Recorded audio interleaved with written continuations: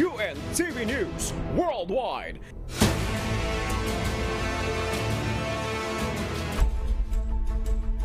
Good morning, good morning. It's a tremendous Tuesday. Time check po tayo.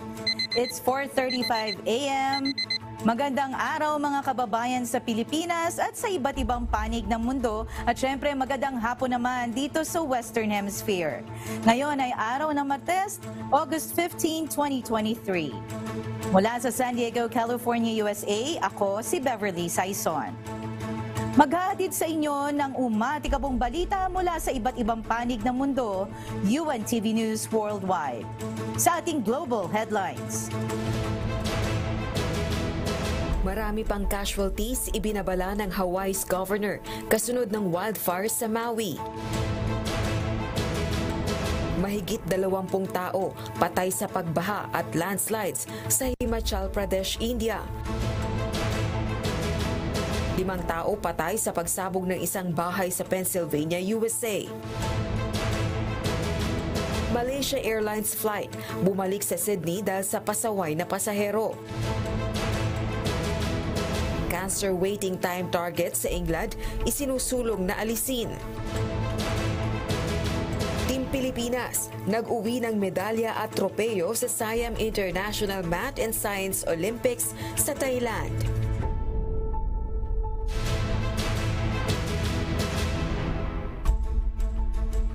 Una sa ating mga umatikabong balita.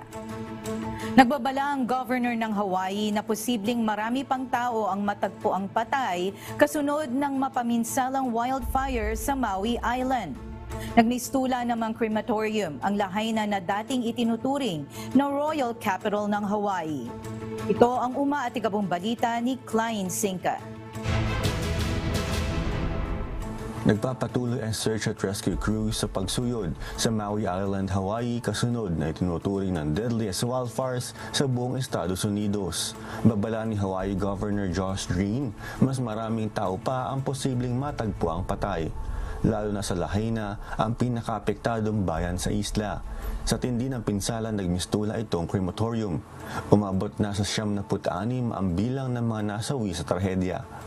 At sa kasalukuyan, may 2 apoy pang hindi contained sa Maui. Habang unti-unting bumabalik ang cellphone service, bumaba sa 1,300 ang bilang ng mga taong nawawala mula sa 2,000. Nagbabala naman ang mga otoridad sa pananatili ng toxic byproducts kabilang na sa drinking water. Samantala, iniimbestigahan pa ang dahilan ng wildfires at ang naging pagtugon ng mga otoridad. Klein Sinka, UNTV News and Rescue USA. Diyos ang aming sandigan, serbisyo publiko ang aming pinahalagahan. Deployed na ang Canadian Armed Forces upang tumulong sa pag-apula ng sunog sa Alberta at Northwest Territories sa Canada. Naglabas na ng evacuation orders para sa ilang komunidad sa boundary ng probinsya at teritoryo. Ito ang umatikabong balita ni Charles Corpus. Nakataas ang banta ng wildfire sa ilang komunidad sa Alberta at Northwest Territories. Kaya naman deployed o ipinadala na ang Canadian Armed Forces o CAF upang tumulong sa pag-apula ng apoy. Kasunod ito ng hiling na ayuda ng territorial government sa federal government. Tutulong ang CAF sa paglaban ng sunog, air transportation, pagpaplano, coordination at logistics ayon kay Minister of Defense Bill Blair. Batay naman kay Minister of Emergency Preparedness Harjit Sajjan, kumikilos na at handang umasiste ang CAF members habang papalapit ang wildfire sa ilang northern communities. Bunsod ng mas maigting na wildfire threat, iniutos na ang paglilikas sa ilang komunidad sa pagitan ng Northwest Territories at Alberta. Charles Corpus, UNTV News and Rescue. Diyos ang aming sandigan, serbisyo publiko ang aming pinahalagahan. 5 tao ang patay sa pagsabog ng isang bahay sa Pennsylvania, USA. Kasalukuyan pang iniimbestigahan ang dahilan ng pagsabog. Ito ang umaatikabong balita ni Bianca Quijano.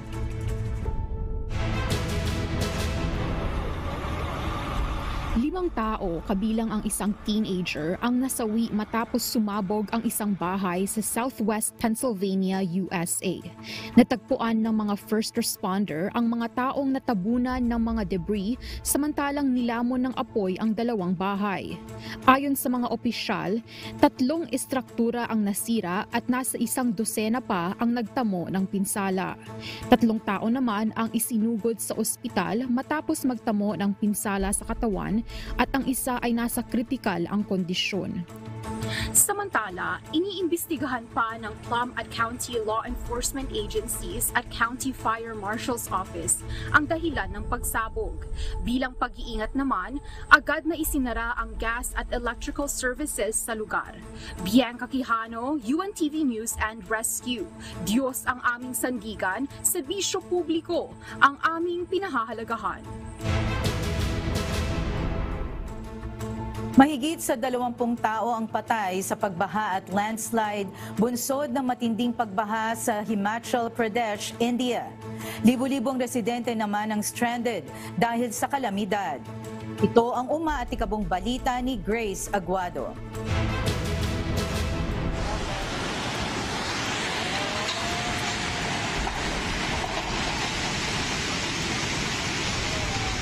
Nasa 24 na tao ang nasawi sa rain-related incidents sa nakalipas na 24 na oras sa northern Indian state ng Himachal Pradesh. Ayon kay Chief Minister Sukhvinder Singh Sukh, nagdulot ng pagguho ng lupa at flash floods ang malakas na buhos ng ulan sa estado. Noong Lunes, August 14, isang templo sa Shimla town ang gumuho kasunod ng landslide. 9 ang na-recover sa site. Karaniwan lang nakararanas ng malakas na buhos ng ulan ang estado tuwing monsoon season. Dahilan sa pagbaha, landslide at cloudburst na nagdudulot ng matinding pinsala. Umapila naman ang mga otoridad sa mga tao na manatili muna sa indoors at iwasang lumapit sa mga ilog. Madalas na nagpapahayag ng pagkabahala ang mga environmentalists dahil sa infrastructural changes na ginagawa upang i-accommodate ang pagdagsa ng mga turista sa Himalayan state sa India. Anila posibleng magdulot ng pinsala sa rehiyon lalo na kung sasabayan ng extreme weather events. Grace Aguado, UNTV News and Rescue. Diyos ang aming sandigan. Serbisyo publiko ang aming pinahahalagahan. Napilitang bumalik sa Sydney Airport ang isang Malaysia Airlines flight na patungong Kuala Lumpur, Malaysia dahil sa isang pasaway na pasahero. 1:00 ng hapon ng Lunes, August 14, nang umalis ang flight MH122 sa Sydney Airport na may lulang 199 passengers at 12 crew members. Sa video na kinuhanan ng isang pasahero, tila may isang lalaking may backpack na nagbabanta sa mga passenger at staff. Upang matiyak ang kaligtasan, nagdesisyon ang commander ng flight na bumalik sa Sydney. Samantala, arestado na ng pulisya ang disruptive passenger. Ipinag-utos ni North Korean leader Kim Jong-un ang maigting na produksyon ng missiles at shells. Nagsagawa ito ng inspeksyon sa mga pabrika kung saan nililikha ang tactical missiles, mobile launch platforms, armored vehicles at artillery shells ng bansa. Ito ang umaatikabong balita ni Justin Masakayan. Binisita ni North Korean leader Kim Jong-un ang key munitions factory sa bansa, kabilang na ang isang tactical missile production plant. Kasabay nito, ipinag-utos ni Kim ang maigting na paggawa ng missiles, rocket launcher shells at iba pang armas ayon sa state media na Korean Central News Agency o KCNA. Ang inspeksyon ang huli sa serye ng pagbisita nito sa defense facilities ng bansa. Sa gitna ito ng ginagawang paghahanda ng South Korea at Estados Unidos para sa annual military drills na sa ayon sa North Korea ay isa umanong invasion rehearsal.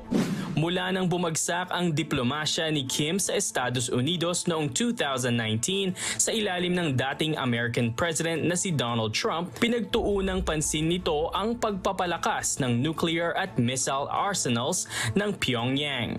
At mula 2022, nakapagsagawa na ito ng mahigit 100 missile tests habang binabantaan ang Estados Unidos at South Korea dahil sa pinalawak na joint military training exercises. Justin Masakayan, UNTV News and Rescue. Diyos ang aming sandigan, serbisyo publiko ang aming pinahahalagahan. Pinamamadali ang pag-alis ng peacekeeping mission ng United Nations sa Mali sa gitna ng tumitinding sitwasyon ng seguridad sa bansa.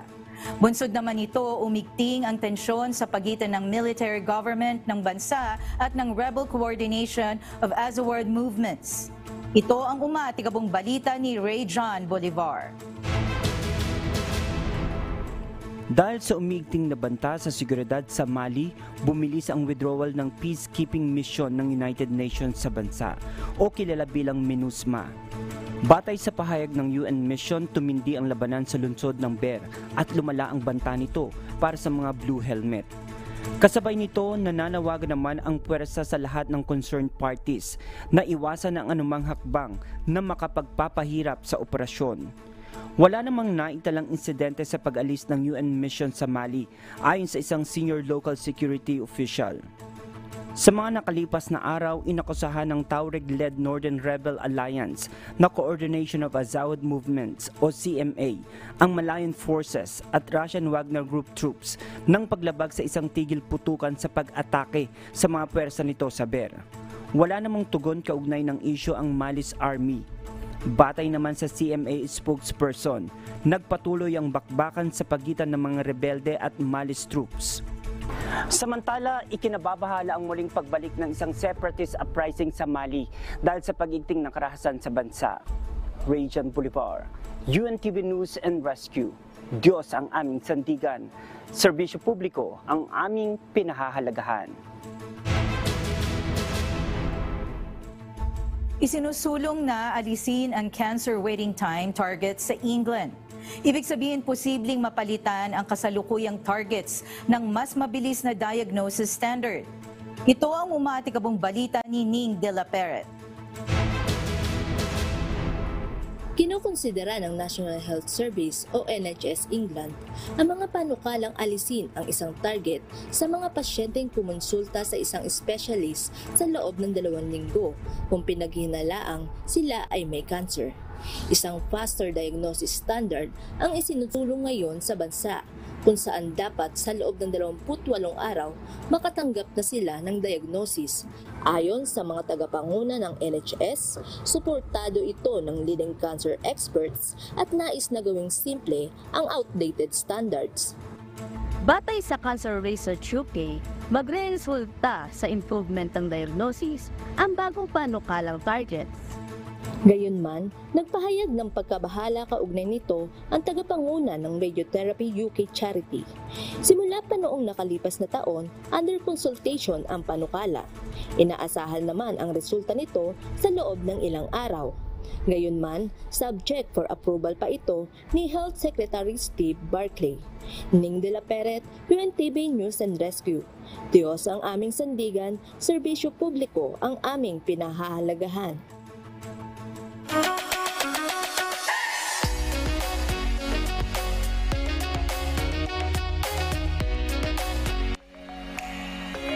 Nakapag-uwi ng medalya at tropeyo ang Team Pilipinas sa isang International Math and Science Olympics sa Bangkok, Thailand.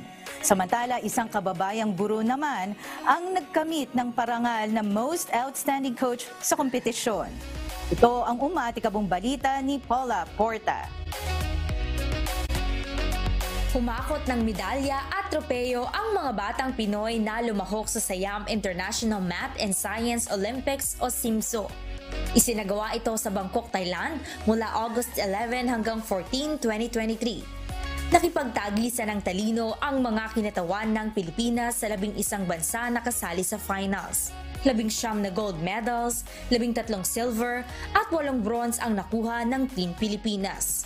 Nagbigay naman ng mensahe ang mga bata para sa mga kapwa nilang nangangarap na makilahok sa mga international competition. To just take every opportunity that they can get and also enjoy the journey getting there. So for me, all you have to do is, of course you have to pray to God. You have to think positive all the time. And then of course you have to also study, of course, if you want to reach this. And just try your best. Do not be discouraged. All-out support naman ang coach at mga magulang ng mga bata. Ayon sa isang magulang ng 4 na participants, bukod sa suporta sa academics, priority nila ang kasiyahan ng mga bata. I'm so proud of my kids because we reached Thailand to have competition. So here we could see that the strive of the kids is very important, as well as the support of our parents, diba? So the kids really work hard for this. They review, they gave trainings for it. So they want happiness also, and to balance it, they have to be in well stature, like in health, in their mental state, and also to their friends. Samantala, itinanghal namang most outstanding coach ang kababayang guro sa ginanap na International Math and Science Olympics sa Thailand. Anya, mahalaga ang willingness ng mga bata at suporta ng mga magulang sa bawat kompetisyon. Kasi naniniwala ako na hindi lang sa coach yan sa bata, na willingness ng bata sumali sa competitions, support ng magulang at ng community, at syempre teacher factors. Kagagaling din nila. Very proud naman ang presidente at CEO ng International Champions in Education ng Pilipinas na si Robert Fordan sa mga kalahok ng bansa para sa kompetisyon. I'm so proud of the Team Philippines that we did well. I think most of the top awards the Philippines get, and today I am very happy and honored, and I hope that many students that I inspired, that many students across the globe, so that next year we will have more participants coming from different countries around the world. Samantala, dumalo rin sa event si Philippine Ambassador to Thailand, Millicent Cruz Paredes. Sinuportahan nito ang mga kinatawan ng Pilipinas sa event. Nananalo sila, ibig sabihin matatalino sila, may kakayahan sila. Then, yun ang kanilang magiging ambag sa development ng ating bansa, hindi lang ng ating bansa, kundi ng buong mundo. We Filipinos are always proud. Kahit saan tayo itapon, kahit saan tayo pumunta, meron tayong ambag. Talaga namang nakakabilib ang mga Pilipino, hindi lamang sa larangan ng sining at sports, maging sa edukasyon. Gaya na lamang ng mga kabataang Pinoy na sa murang edad, hatid ay inspirasyon at karangalan para sa Pilipinas. Paula Porta, UNTV News and Rescue Thailand. Diyos ang aming sandigan, serbisyo publiko ang aming pinahalagahan. Nakaka-proud talaga itong mga batang ito, no? Sana all magaling sa math. Samantala, pinutol ng Miss Universe Organization o MUO ang ugnayan sa Indonesian franchise. Bunsod ito ng sexual abuse allegations ng ilang contestants, ilang araw bago ang Coronation Day sa Jakarta. Ayon sa mga kandidata, bigla umanong pinaghubad ang mga finalist para sa body check at ilan sa kanila ang topless ng kinuhanan ng litrato. Batay sa US-based MUO, malinaw na hindi sumunod ang franchise sa brand standards, ethics at expectations. Samantala, iniimbestigahan na ng Jakarta Police ang allegation.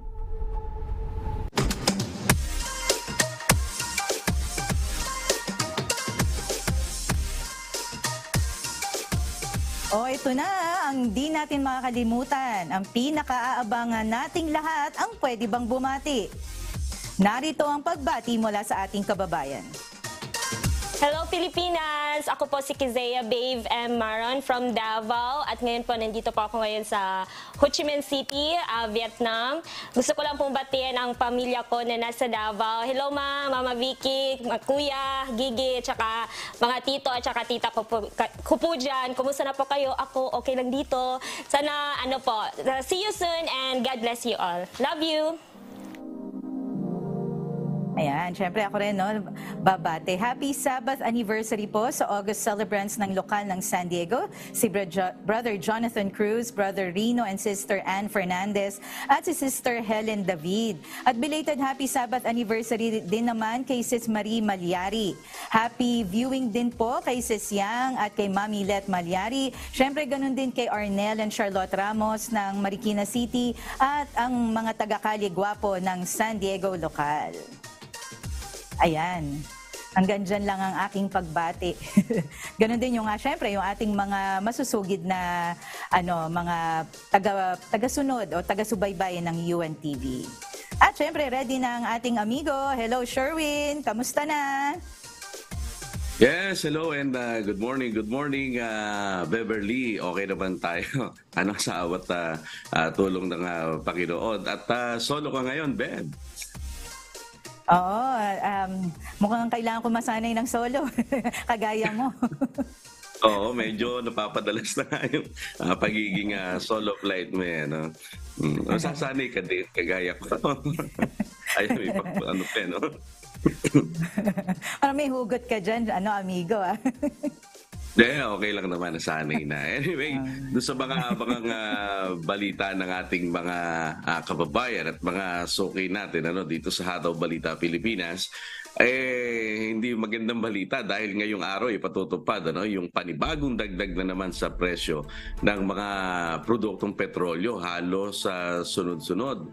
At yun nga yung sinasabi nating madalas after na mag-rollback sa presyo ng mga petroleum products, ilang sandali lang may mga dagdag presyo na. Bagamat sinasabi ng LTFRB na meron naman silang ilalaang bilyong pisong pondo para ayuda o tulong sa mga PUV drivers, yung public utility vehicles, sa mga tsuper natin dito, para hindi sila masyadong maapektuhan nitong sunod-sunod nga na pagtaas ng presyo ng produktong petrolyo. So iniaantay na lang yata yung pondo na magagaling sa Department of Budget and Management. Kaya abangan ng ating mga suki yung detalye patungkol dyan na BEPS. Oo, sure. Buti naman meron parang kahit papaano relief yung mga ating mga naghahanap buhay kasi iba-iba yan di ba? Pero doon lang ba sa mga sa mga tsuper ang ating mga kumbaga discounts, hindi ba pwede sa mga regular na nagpapagas lang o drivers? Oo, yun lang na muna yung sa mga PUB driver, yung inihanda ng LTFRB. At medyo nga din kasi yung presyo ng bigas naman mataas sa ngayon. Wala na nga yung 25 pesos na nabibili doon sa Kadiwa Store na malaking tulong sana sa ating mga kababayan. Talagang dahil yun ang kanilang pinupuntahan, bahagi yan ng proyekto, programa ng ating Pangulong Bongbong Marcos Jr. Sa ngayon kasi yung mura nasa mga almost 40 pero hindi pa ganun kaganda. At kung gusto mong medyo maganda, yan yung mga almost 50 pesos na kilo ng bigas o kaya mahigit doon sa 50 pesos. Kasi medyo mataas daw yung presyo ngayon ng palay ng ating mga magsasaka dito sa ating bansa, Bebs. Ewan ko lang sa inyo kung mataas din ang presyo ng mga bilihin dyan kagaya ng bigas, Bebs. Oo, kasi amigo, kasi 'di ba talagang kabit-kabit 'yan lalo niyan nag-uumpisa sa sa gas, 'di ba? Pag tumataas 'yan, lahat siya napektado. Pero dito naman sa US alam mo, ganun din, tumataas din naman ang mga bilihin, pero hindi naman siya kagaya diyan na talagang malaki yung markup kasi meron din ng mga regulations dito amigo. At saka 'yun, meron ding maraming mga kung talagang hindi mo kakayanin yung mga pagbibili, maraming mga tinatawag ditong food banks na pwede kang pumila. Libre yun. Nagbibigay sila minsan ng mga bigas, yung mga basic na kailangan mo sa bahay. Every week yon. Minsan marami kang mga stations na pwedeng puntahan o mga centers sa isang city lang yon. Kaya yung iba, halos talagang nakakaraos dyan sa mga food banks na yan. At meron din naman naman yung tinatawag na mga food stamps o yung mga EBT dito sa California. Kumbaga mag-a-apply ka pagka low income ka, meron kang matatanggap na tulong o ayuda galing sa gobyerno na in a form ng parang ATM siya. So parang yun ang gagamitin mo pamimili. Pero meron din siyang tawag dito mga restrictions. Hindi ka pwedeng bumili ng mga alak o mga sigarilyo. Basta kailangan lang siya, solely pagkain lang, amigo. Oo, ganyan yata talaga, Beb, sa mga mayayamang bansa, no? Pero dito sa atin sa Pilipinas, wala tayong nababalitaang ganyan. Merong mga NGO na nagbibigay ng pagkain or religious organization, kagaya ng ginagawa ng MCGI, ano? Yung MCGI Cares. Ayan, dyan nakikita natin talaga yung libreng pagpapakain o yung feeding program sa iba't ibang bahagi ng ating bansa, maging yung free store na mas naging intensified siya noong panahon ng kasagsagan, ng panahon ng pandemya. Talagang doon naman nakita rin natin ang MCGI na talagang puspusan sa pagsasagawa niyan dahil talagang maraming mga kapwa Pilipino natin na nangangailangan. Pero kagaya nung binabanggit mo, Bebs, wala ako nababalita ang ganon dito sa ating bansa. Kahit sa isang syudad na regular na nagbibigay ng ganyan ng tulong na pagkain para sa ating mga kababayang talagang walang makain. Especially dito sa ating bansa na ibalita rin natin noong nakaraan, medyo dumarami mga walang trabaho sa ngayon, Beb.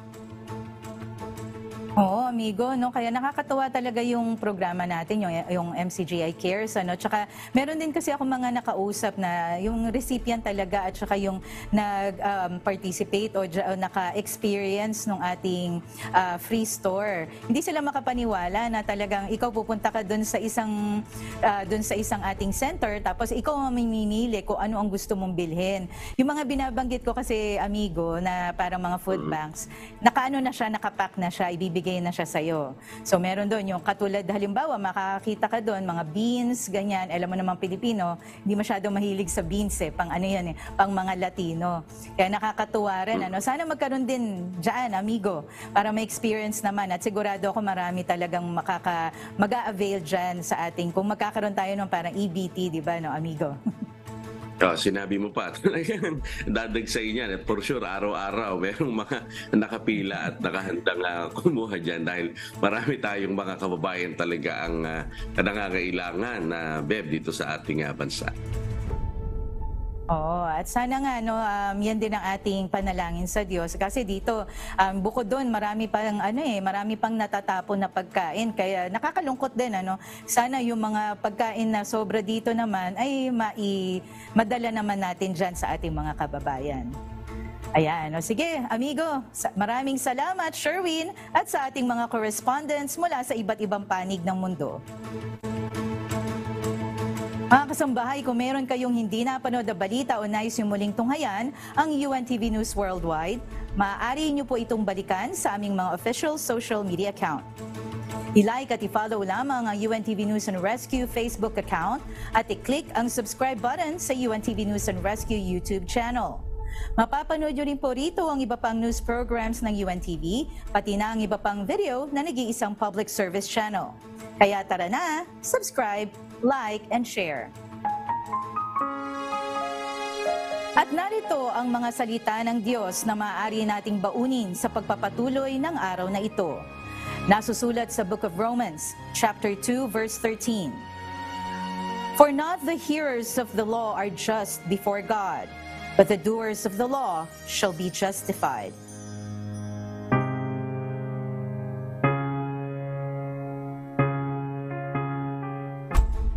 At yan po ang mga umatikabong balita sa iba't ibang panig ng mundo ngayong umaga na Martes, August 15, 2023. Susunod na ang programang Hataw Balita Pilipinas sa UNTV at sa UNTV Radio La Verdad 1350. Sa ngalan ng lahat ng bumubuo ng UNTV News and Rescue at ng UNTV Radio La Verdad 1350 mula rito sa San Diego, California, USA kung saan makikita ang the longest single runway airport in the US, ako si Beverly Saison. Dito sa UNTV at sa UNTV Radio La Verdad 1350, Diyos ang aming sandigan, serbisyo publiko ang aming pinahahalagahan. Milyong salamat po sa Diyos.